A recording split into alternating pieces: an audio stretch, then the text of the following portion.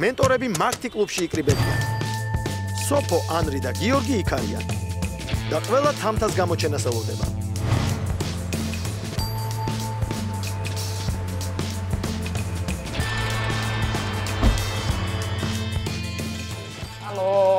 თამთა მოხვედი?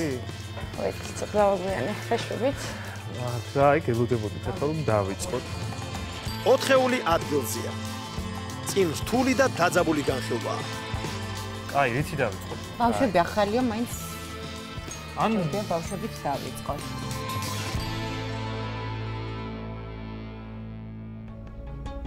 ძალიან პატარა ამ კონკურსისთვის, არა?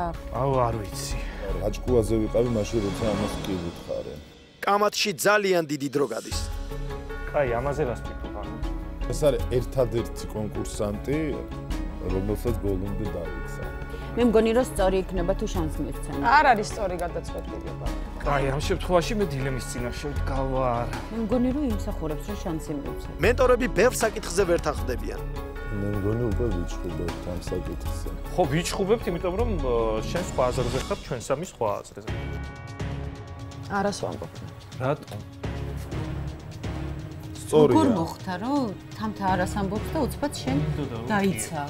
მე მომეწონა თამთას არა. აი, ამაზე ამბობ. როდიდან გახდი ესეთი მკაცრი?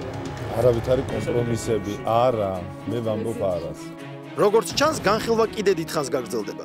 იცი რა, უკვე ამ კატეგორიაში იმდენი ძლიერი კონკურსანტია, რომ არ ვიცი ამას საერთოდ აზრი აქვს თუ არა.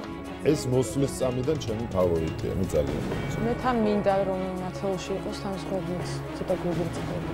ნუ იმედია ჩემ კატეგორიაში მაინც არ მოხდება. თუ გადაიყვანთ. მგონი გადავიყვანთ და შენ კატეგორიაში. თუმცა ზოგჯერ ყველა ერთ აზრზეა. თქვი კი. თქვი. რა თქმა უნდა კი. მე ვამბობ კი. ბევრი კი. ერთი საქმეც. როგორც იქნა, განხილვა დასრულდა. მოკლედ ესაა ჩვენი საბოლოო 40 კონკურსანტი. მე ვიღაცებზე გული დამწყდა. გაგიკვირდებათ და მეც კი დამწყდა გული. ვაუ.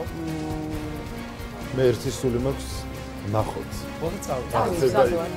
დავიჩქარებ.